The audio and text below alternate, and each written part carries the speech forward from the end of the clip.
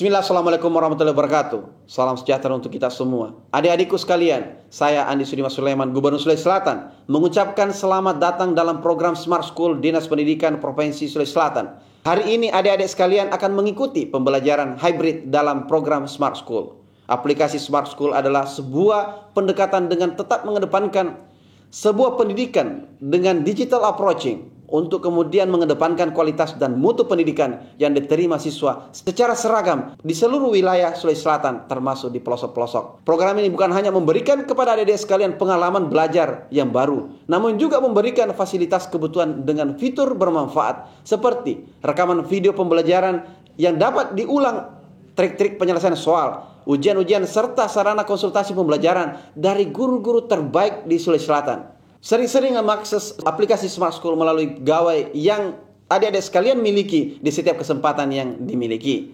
Untuk seluruh adik-adikku sekalian yang saya cintai, saya banggakan, selamat belajar dan semoga ilmu yang didapatkan bermanfaat untuk menambah pengetahuan pendidikan adik-adik sekalian. Salam kita pada salam. Assalamualaikum warahmatullahi wabarakatuh. Salam sejahtera untuk kita semua.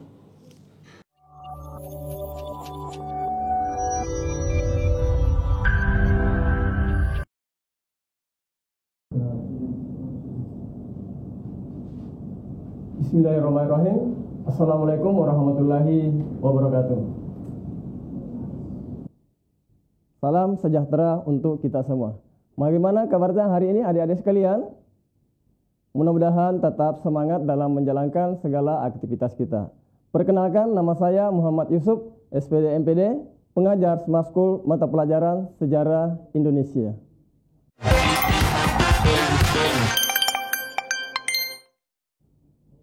Adik-adik sekalian, adapun materi bahasan yang akan kita bahas pada pertemuan hari ini adalah perjuangan mempertahankan keutuhan Negara Kesatuan Republik Indonesia. Materi ini terkait dengan kompetensi dasar 32 yang ada pada kurikulum mata pelajaran sejarah, yaitu peran dan nilai perjuangan tokoh-tokoh nasional dan daerah dalam upaya menegakkan keutuhan negara dan bangsa Indonesia. Adapun tujuan pembelajaran yang akan kita capai pada pertemuan hari ini ada dua yang menjadi tujuan pembelajaran kita adalah, yang pertama, siswa dapat mengklasifikasikan tokoh nasional dan daerah dalam upaya mempertahankan keutuhan dan kedaulatan negara dan bangsa Indonesia yang terjadi pada tahun 1945 sampai tahun 1965. Yang kedua, siswa dapat menjelaskan peran dan nilai-nilai perjuangan tokoh nasional dan daerah dalam mempertahankan keutuhan negara dan bangsa Indonesia tahun 1945 sampai tahun 1965. Kalau kita mau melihat dari tujuan pembelajaran yang ada, maka pembahasan kita nanti akan kita bagi dalam dua bagian. Yang pertama adalah klasifikasi tokoh nasional dan daerah dalam mempertahankan keutuhan negara dan bangsa Indonesia. Dalam hal ini, kita nanti akan mengelompokkan dari banyak tokoh-tokoh nasional yang berjuang untuk mempertahankan keutuhan negara dan bangsa menjadi beberapa bagian kelompok yang kita istilahkan dengan klasifikasi perjuangannya. Mengklasifikasikan perjuangan mereka bisa kita lihat dari ruang lingkup dan cara mereka melakukan perjuangan perjuangan terhadap keutuhan negara dan bangsa Indonesia. Kemudian pada bagian kedua nanti kita akan membahas tentang apa yang menjadi peran mereka dan nilai perjuangan apa yang dapat dipetik dari perjuangan yang dilakukan oleh tokoh-tokoh nasional dan daerah dalam mempertahankan keutuhan negara dan bangsa Indonesia. Jadi sekali lagi saya katakan bahwa konsep pembelajaran kita hari ini akan dibagi dalam dua bagian pembelajaran. Pada bagian pertama kita nanti akan mengklasifikasikan, mengelompokkan dari banyak tokoh-tokoh nasional yang berjuang menjadi beberapa kelompok perjuangan berdasarkan kriteria-kriteria perjuangan mereka. Kemudian yang kedua, kita akan mengidentifikasi apa peranan mereka dan nilai perjuangan apa yang dapat dipetik dari hasil perjuangan yang dilakukan oleh tokoh-tokoh nasional maupun tokoh-tokoh daerah dalam upaya untuk mempertahankan keutuhan negara dan bangsa Indonesia. Adik-adik sekalian, sebelum kita lebih jauh membahas tentang peran dan nilai perjuangan tokoh nasional dan daerah dalam upaya mempertahankan keutuhan dan kedaulatan negara dan bangsa Indonesia, saya ingin mengajak kepada kita semua untuk sejenak membawa pemikiran kita tentang apa yang terjadi di bangsa ini, apa yang melanda bangsa ini yang ada setelah kemerdekaan, dalam hal ini setelah Indonesia merdeka di tahun 1945 sampai tahun 1965. Kita pahami bersama bahwa di awal kemerdekaan begitu berat cobaan yang dihadapi oleh bangsa ini. Indonesia yang baru memproklamasikan kemerdekaan dilanda banyak cobaan. Baru berdiri bangsa ini, ternyata ada juga bangsa-bangsa lain yang kemudian datang untuk menanamkan kekuasaannya kembali di Indonesia. Kita kenal bahwa setelah selesainya Perang Dunia Kedua, Sekutu sebagai pemenang perang kemudian mendaratkan pasukannya kembali di Indonesia. Ini adalah sebuah ancaman terhadap kedaulatan negara. Sebab kenapa? Ternyata mereka berkeinginan untuk berkuasa kembali di Indonesia. Ancaman lain pun kemudian datang. Datangnya justru dari anak-anak negeri kita sendiri. Di mana bahwa setelah kita merdeka muncul ancaman disintegrasi yang dilakukan oleh dari dalam negeri kita sendiri, dilakukan oleh mantan-mantan pejuang kemerdekaan.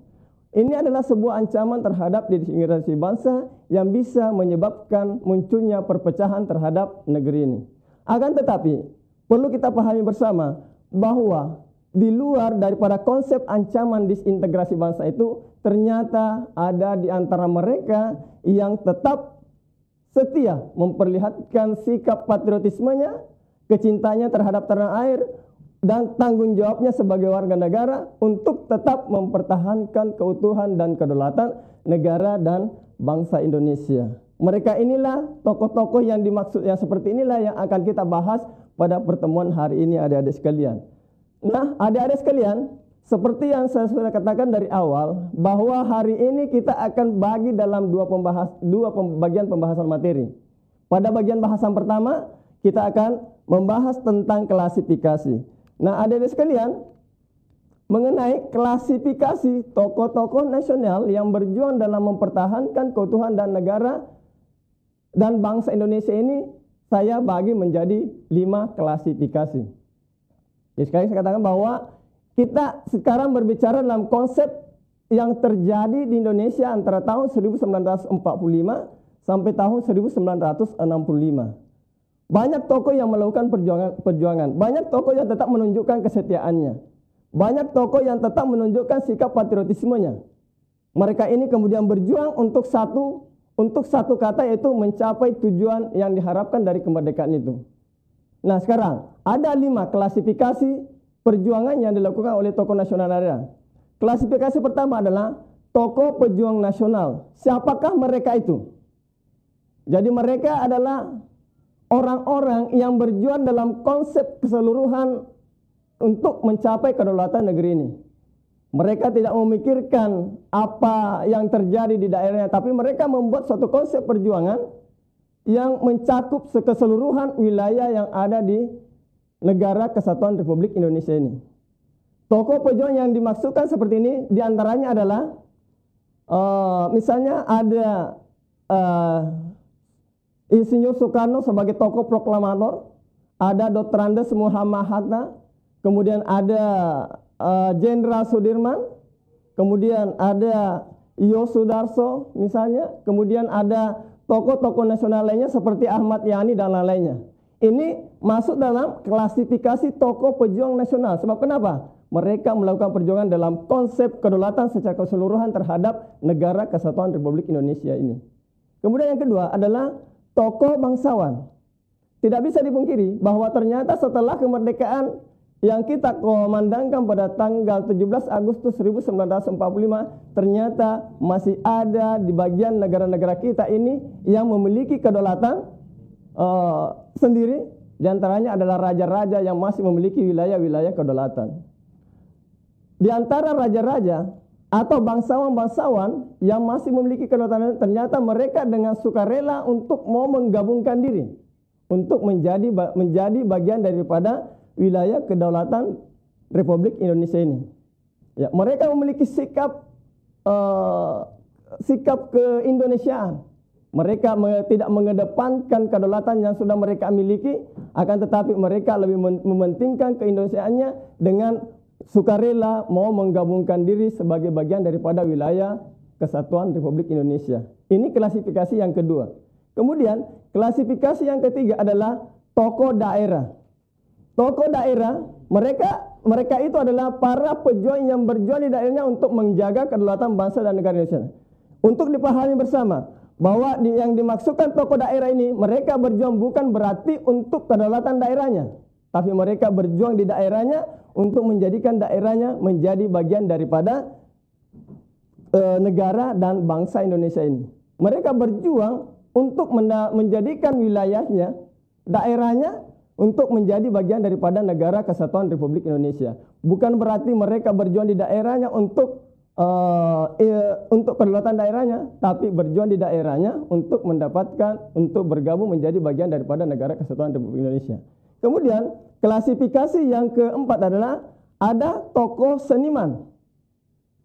Mereka ini adalah para pejuang yang berjuang melalui hasil karya yang dapat menyemangati perjuangan kita. Jadi ada pelajaran yang bisa kita ambil dari dalam hal perjuangan ini, di mana bahwa ternyata untuk melakukan perjuangan bukan harus dengan angkat senjata, bukan harus dengan kemampuan fisik, akan tetapi untuk berjuang bisa melalui hasil karya. Apa yang kita miliki bisa kita sumbangkan untuk negeri ini, yang kemudian bisa bermanfaat untuk menjadi penyemangat munculnya sikap nasionalisme terhadap anak-anak negeri ini. Di antara tokoh yang termasuk tokoh seniman ini yang ada di tahun 1945 sampai tahun 1995 adalah ada tokoh Ismail Marzuki yang menyemangati pejuang-pejuang integrasi dalam melakukan perjuangan melalui lagu-lagu yang diciptakannya. Ya, kemudian yang kelima adalah ada tokoh pejuang perempuan.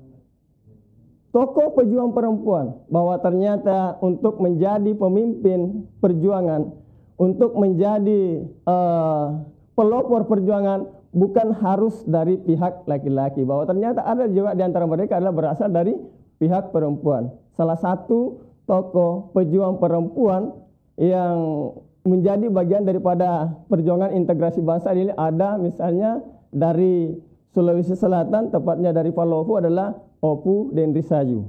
Ya. Nah, ada sekalian, inilah 5 klasifikasi tokoh-tokoh pejuang nasional yang memperjuangkan keutuhan dan kedaulatan negara dan bangsa Indonesia. Nah, sekarang seperti yang saya katakan dari awal, bahwa konsep pembahasan materi kita akan dibagi menjadi 2. Tadi sudah kita munculkan bahwa ada 5 klasifikasi tokoh. Sekarang kita akan mencoba membahas siapa di antara mereka yang masuk dari 5 klasifikasi ini.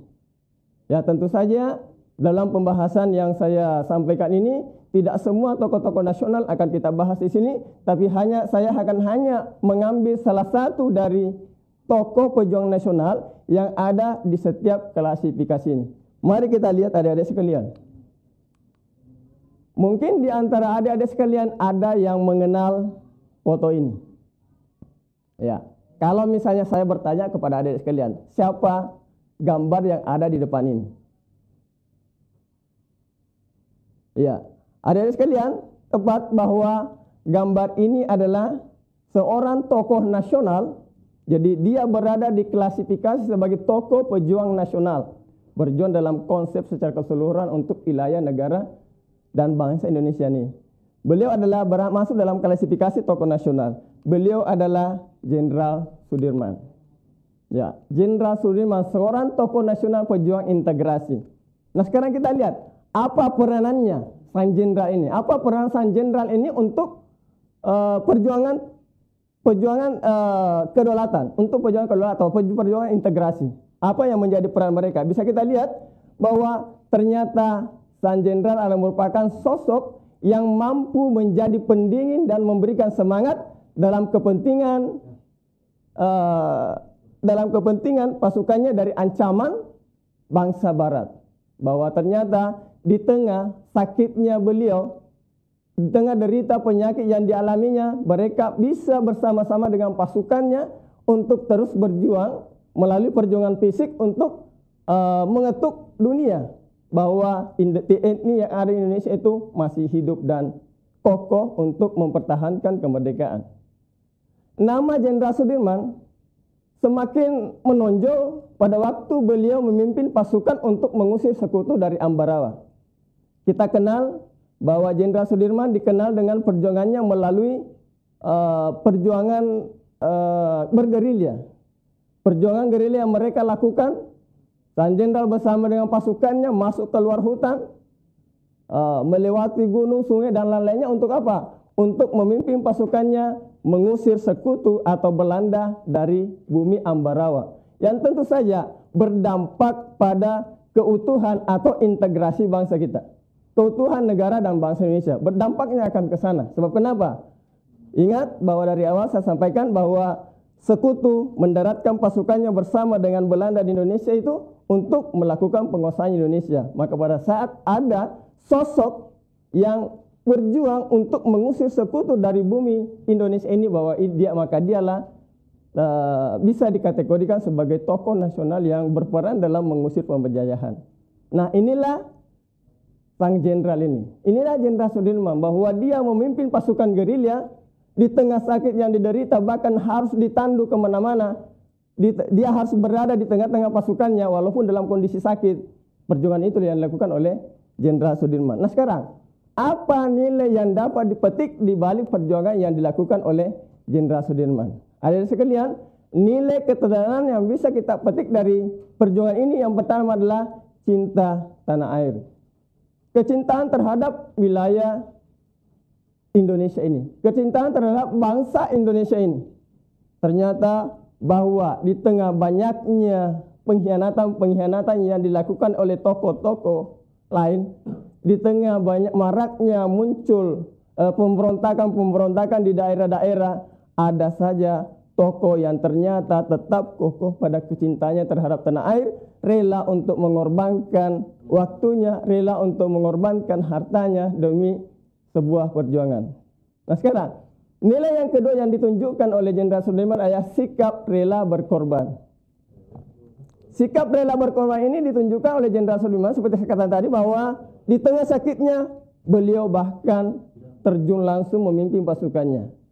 Di tengah sakitnya beliau harus rela keluar masuk hutan, melewati sungai, melewati gunung untuk perjuangan melalui perang gerilya. Dan bahkan Jenderal Sudirman rela meminta kepada istrinya untuk menjual perhiasannya untuk membiayai perjuangan. Sikap inilah yang ditunjukkan oleh sang jenderal demi untuk mencapai satu tujuan, cita-cita kemerdekaan, yaitu menciptakan keutuhan negara dan bangsa Indonesia.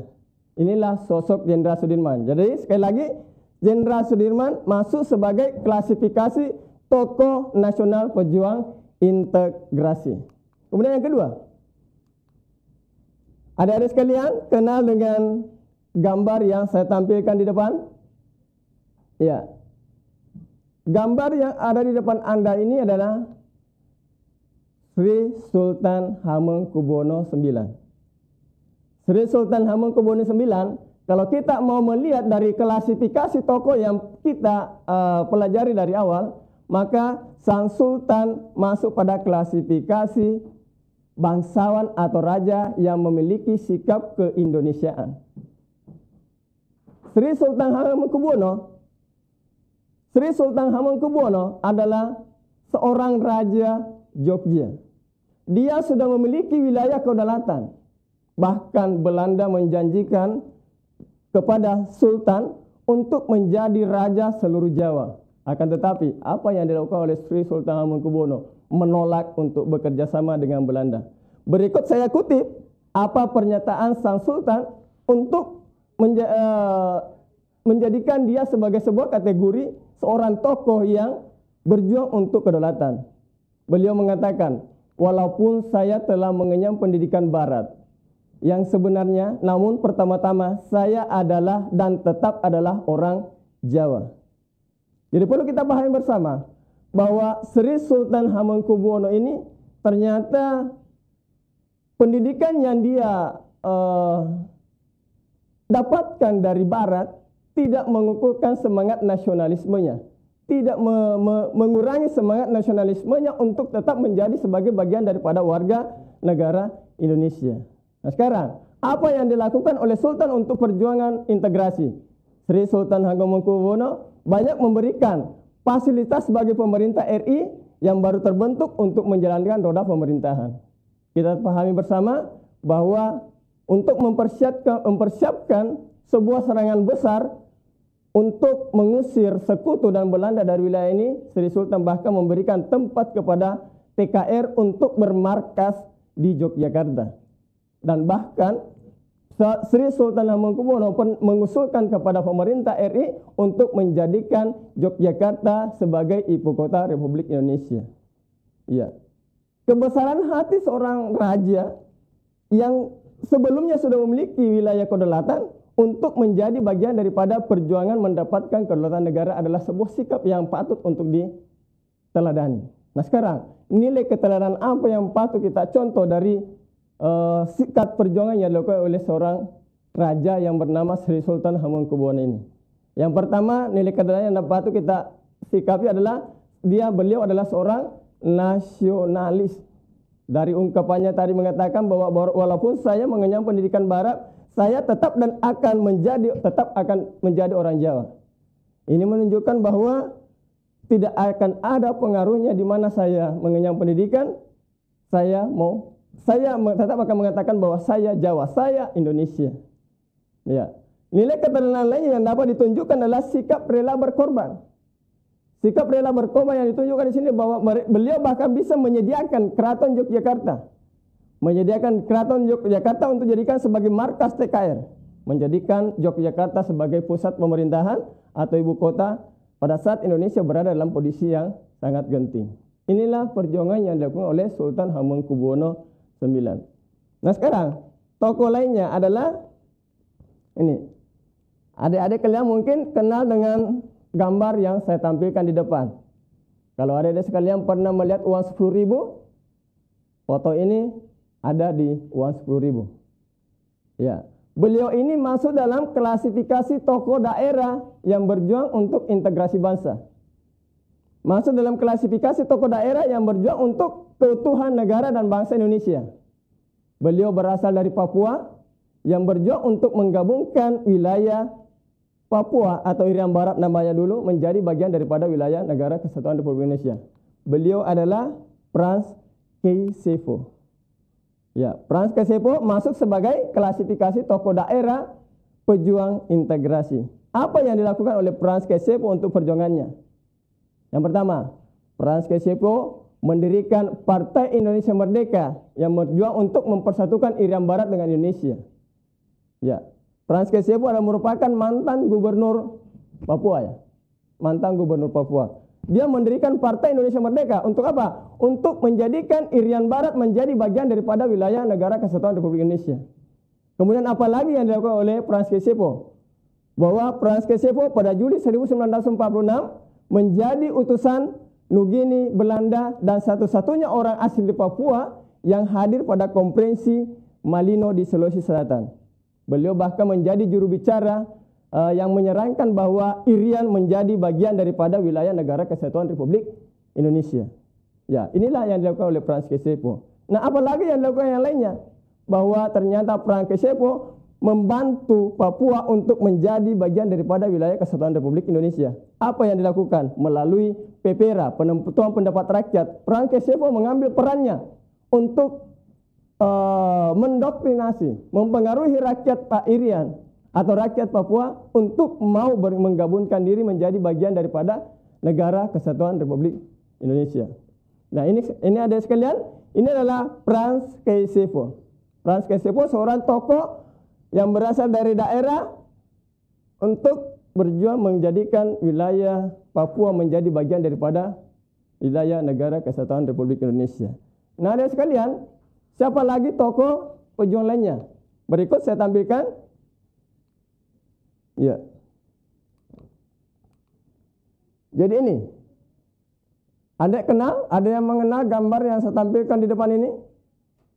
Ya, beliau adalah Ismail Marzuki. Seperti yang saya katakan dari awal, bahwa ada salah satu klasifikasi pejuang nasional yang berjuang untuk mendapatkan keutuhan negara dan bangsa Indonesia adalah pejuang yang menciptakan hasil karya untuk sebuah perjuangan. Salah satu di antaranya adalah Ismail Marzuki. Beliau adalah seorang tokoh seniman, pejuang integrasi. Apa yang dilakukan oleh Ismail Marzuki untuk perjuangannya? Beliau memilih meninggalkan pekerjaannya di Radio Republik Indonesia saat RRI dikuasai oleh Belanda. Dan nanti beliau kembali aktif di RRI setelah RRI kembali dikuasai oleh Indonesia. Nah, ini adalah seorang Ismail Marzuki yang bekerja di RRI tapi rela meninggalkan pekerjaannya. Rela meninggalkan pekerjaannya karena tidak mau menjadi bagian daripada pemerintahan Belanda. Tidak mau bekerja sama dengan Belanda. Dan atas kecintanya terhadap bangsa ini, beliau berela untuk meninggalkan pekerjaan itu. Dan apalagi yang dilakukan oleh Ismail Marzuki untuk sebuah perjuangan? Beliau menciptakan lagu-lagu penyemangat untuk sebuah perjuangan. Menciptakan lagu Halo Halo Bandung pada saat peristiwa Bandung Lautan Api. Menciptakan lagu Selendang Sutra untuk menyemangati pejuang-pejuang yang ada di garis terdepan. Dan banyak lagi lagu-lagu lainnya yang diciptakan oleh Ismail Marzuki untuk menyemangati perjuangan. Ada pelajaran yang dapat kita ambil dari apa yang dilakukan oleh Ismail Marzuki, adik-adik sekalian. Bahwa ternyata untuk berjuang bukan harus memiliki fisik yang siap, bukan harus dengan angkat senjata, tapi bisa kita lakukan melalui hasil cipta karya kita. Ya. Apa nilai yang dapat kita petik dari perjuangan yang dilakukan oleh Ismail Marzuki? Yaitu kecintaannya terhadap tanah air. Beliau sangat kukuh terhadap kecintaannya terhadap tanah air. Kenapa? Saya katakan, rela meninggalkan pekerjaannya untuk tujuan perjuangan. Ya, menciptakan lagu-lagu untuk penyemangat. Tidak memiliki kemampuan fisik untuk berperang, tapi dia menempuh jalan lain untuk sebuah perjuangan dengan cara menciptakan lagu-lagu misalnya. Jadi seperti itu. Inilah sosok seorang Ismail Marzuki. Nah sekarang, ini yang klasifikasi yang terakhir adalah seorang tokoh pejuang perempuan. Ada gambar di depan adek? Ya, siapa beliau? Beliau adalah Opu Deng Risaju. Bahwa ternyata pejuang integrasi sejak zaman sebelum kemerdekaan ada saja di antara mereka adalah pejuang-pejuang yang berasal dari kaum perempuan. Bahwa ternyata perempuan tidak harus dijadikan sebagai kekuatan kedua. Akan tetapi ternyata perempuan bisa maju sebagai pemimpin. Bisa maju sebagai pelopor perjuangan. Contohnya adalah Opu Deng Risaju. Di saat setelah kemerdekaan, Opu Deng Risaju melakukan perjuangan dengan cara apa? Dengan cara berjuang melalui partai. Berjuang melalui partai yaitu menjadi pelopor berdirinya partai PSII di Palopo. Di sini saya kutip apa yang menjadi perkataan Opu Deng Risaju untuk menyemangati pengikut-pengikutnya untuk melakukan sebuah perjuangan. Bahkan beliau rela untuk meninggalkan kebangsawaannya, rela untuk dikucilkan dari istana tempat dia dibesarkan, tempat dia dilahirkan demi sebuah perjuangan. Beliau mengatakan apa? Kalau hanya karena adanya darah bangsawan mengalir dalam tubuhku sehingga saya harus meninggalkan partaiku dan berhenti melakukan gerakanku, maka irislah dadaku dan keluarkanlah darah bangsawan itu dari dalam tubuhku supaya datu dan hadat yang terhina kalau saya tidak terhina kalau saya diperlukan tidak sebagaimana sepantasnya. Iya. Ini adalah sebuah ungkapan yang disampaikan oleh Opu Deng Risaju yang rela untuk melepaskan kebangsawaannya.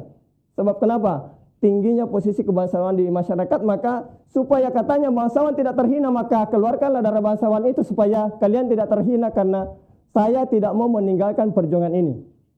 Ya, ini adalah sebuah komitmen yang disampaikan oleh seorang tokoh perempuan pejuang yang berasal dari Sulawesi Selatan, tepatnya adalah berasal dari Luwu Palopo. Ya, Opu Dendri Sayu. Ya, bahkan Opu Dendri Sayu rela untuk dijatuhi hukuman. Hukuman apa? Beberapa hukuman penjara, bahkan di hukuman berjalan kaki sejauh 40 km karena dianggap telah melakukan sebuah gerakan yang melanggar adat dan lain-lainnya. Ya, melanggar tidak mau mengikuti perintah-perintah yang dilakukan oleh sekutu dan lain-lainnya, misalnya atau Belanda. Maka dia rela untuk dijatuhi hukuman. Bahkan Opu Dendri Sayu rela untuk diceraikan oleh suaminya demi sebuah perjuangan. Inilah Opu Dendri Sayu, seorang tokoh perempuan pejuang integrasi. Nah, adik-adik sekalian, inilah saya tampilkan contoh dari tokoh-tokoh pejuang integrasi yang berjuang untuk mendapatkan keutuhan, berjuang untuk sebuah keutuhan negara dan bangsa Indonesia. Ada 5 tokoh dengan 5 klasifikasi. Jadi sekali saya katakan bahwa tidak semua tokoh bisa saya sampaikan di tempat ini. Tinggal adik-adik sekalian nanti memperbanyak literasi dari berbagai sumber, baik dari buku, modul, ataupun mungkin eksplorasi melalui internet untuk melihat siapa tokoh-tokoh pejuang integrasi dan dia termasuk dalam klasifikasi yang mana. Nah, adik-adik sekalian, ya, apa nilai keteladanan yang dimunculkan dari perjuangan Opu Dendri Sayu? Jadi ini ada sikap cinta tanah air dan rela berkorban. Rela berkorban. Tadi sudah saya sampaikan bahwa berkorbannya dari segi apa? Ya, rela meninggalkan mewahnya kehidupan istana sebagai seorang bangsawan demi sebuah perjuangan. Dibuang dari istana. Rela diceraikan oleh istrinya, suaminya. Rela untuk dijatuhi hukuman demi sebuah perjuangan. Nah, adik sekalian,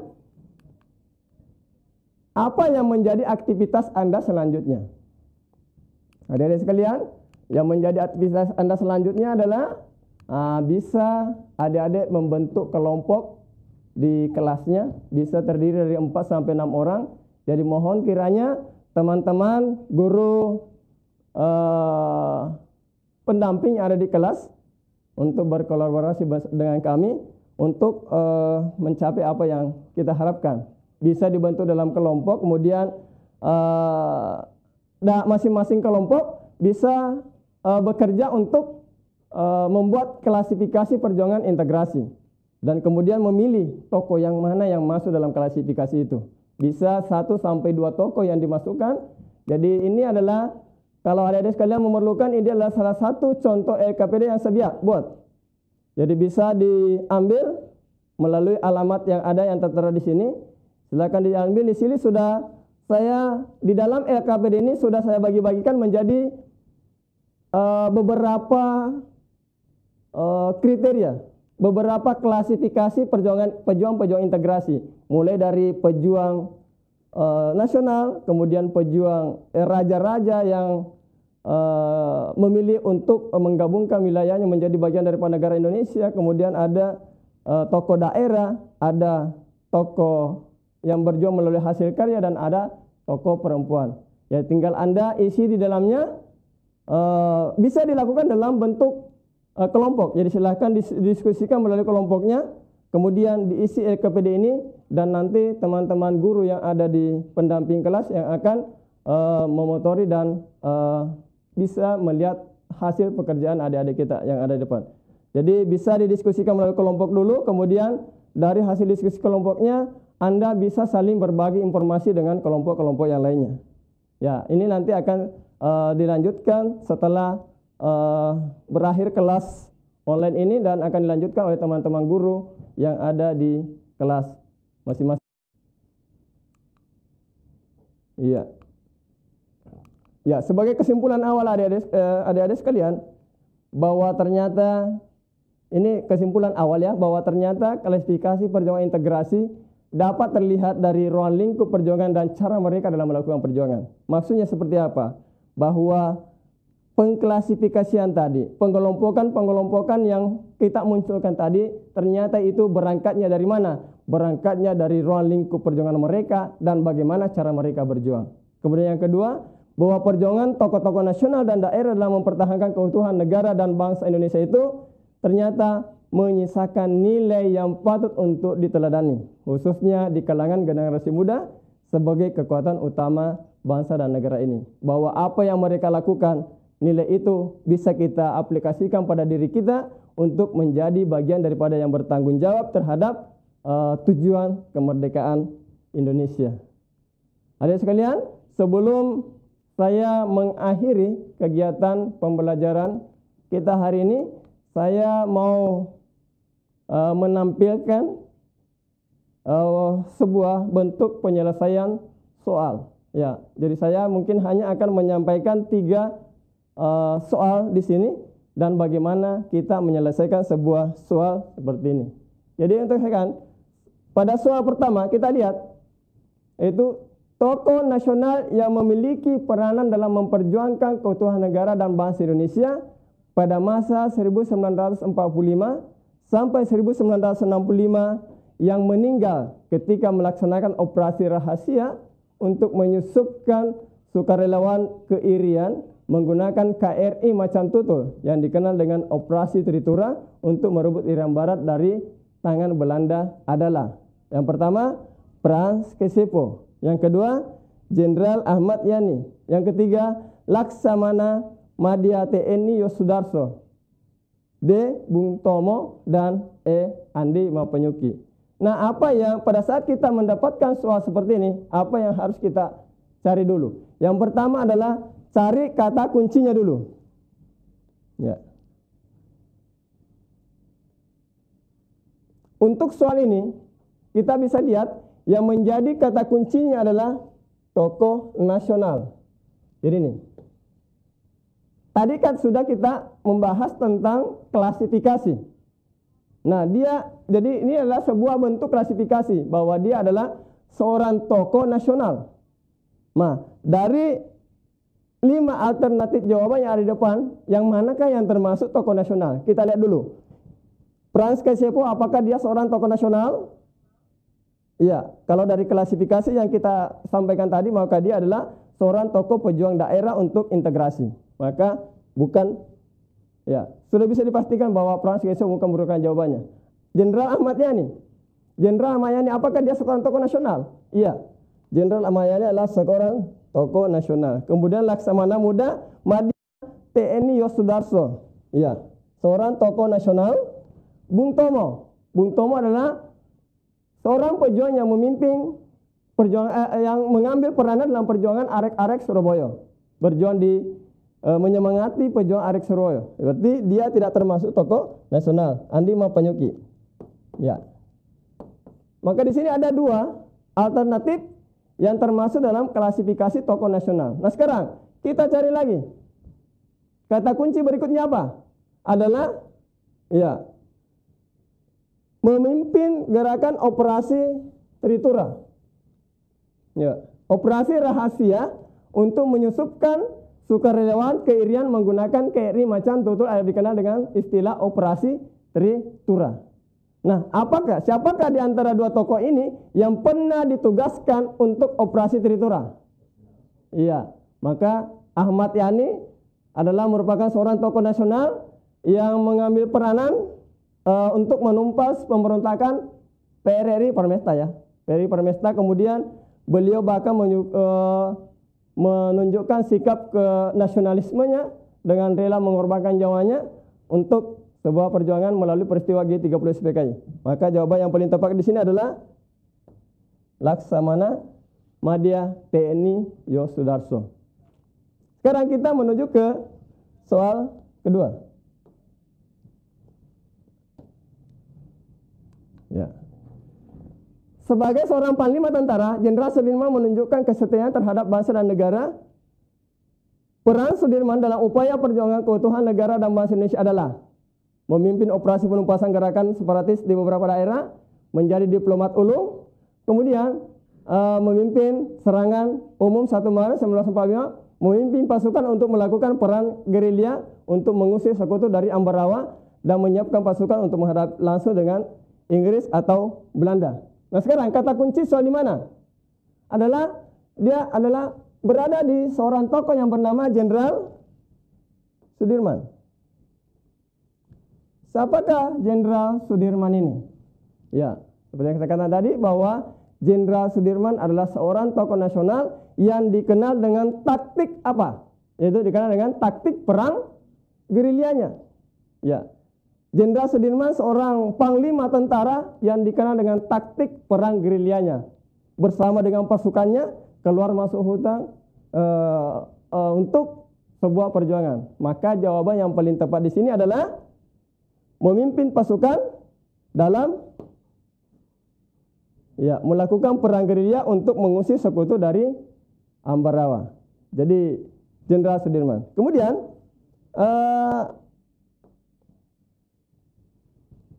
selanjutnya soal yang terakhir adalah perhatikan data berikut. 1. Pejuang wanita asal Sulawesi Selatan. Kemudian 2. Pendiri PSII Cabang Palopo. 3. Aktif dalam organisasi pergerakan massa pendudukan Jepang. 4. Rela meninggalkan gelar kebangsawannya demi perjuangan. Dan kelima, dihukum mati karena berusaha menghasut rakyat untuk melawan Belanda. Dari item-item yang ada di atas ini, yang manakah yang menunjukkan perjuangan Opu dan Risaju dalam perjuangan integrasi bangsa? Ya. Yang pertama, kita lihat jawaban pertama. 1, 2, dan 3. 1, 2, dan 3. Ya. Apakah Opu dan Risaju seorang pejuang yang berasal dari Selatan? Iya. Apakah Opu dan Risaju seorang pendiri partai PSI di cabang Palopo? Iya. Apakah Opu dan Risaju aktif dalam organisasi pergerakan massa pendudukan Jepang? Jadi ingat, pembahasan kita adalah ada antara tahun 1945 sampai 1965. Berarti masa setelah kemerdekaan. Jepang berada di Indonesia sebelum kemerdekaan. Berarti bisa dipastikan ini salah. Maka A salah. Kemudian jadi semua yang ada angka 3-nya sudah pasti salah. Ya, salah, salah, salah, salah. Maka jawaban yang paling tepat adalah ini. 1, 2, dan 4. Rela menanggalkan gelar kebangsawannya demi sebuah perjuangan. Nah ini sebuah demonstrasi penyelesaian soal adik-adik sekalian yang saya tunjukkan. Untuk selanjutnya, adik-adik bisa berlatih. Adik-adik bisa berlatih untuk mengerjakan soal yang sudah saya siapkan melalui alamat yang ada di depan ini. Adik-adik bisa masuk bisa langsung mengetik link yang ada di depan atau bisa scan barcode yang ada di depan. Ya, bisa berlatih untuk mengerjakan soal. Ya, bisa dilaksanakan sekarang atau bisa dilaksanakan nanti setelah kita menutup kegiatan pembelajaran ini. Dan semuanya akan terekam nanti. Dan mudah-mudahan bisa kita tampilkan pada pertemuan-pertemuan berikutnya. Jadi silakan diambil alamatnya, kemudian adik-adik masuk untuk berlatih mengerjakan soal di tempat ini. Dan jangan lupa adik-adik sekalian untuk memberikan refleksi pembelajaran kita hari ini. Ya, jangan lupa untuk memberikan refleksi pembelajaran kita hari ini melalui alamat juga yang tersedia. Apa tujuannya refleksi? Adik-adik sekalian, ini adalah bagian daripada saran untuk saya bagaimana supaya saya bisa memperbaiki materi ataupun mungkin kegiatan-kegiatan pembelajaran yang akan kita laksanakan di pertemuan-pertemuan berikutnya. Bapak, Ibu guru yang ada di kelas juga bisa membantu untuk memberikan refleksi untuk saya sebagai bagian daripada pertimbangan untuk pelaksanaan kegiatan pembelajaran berikutnya.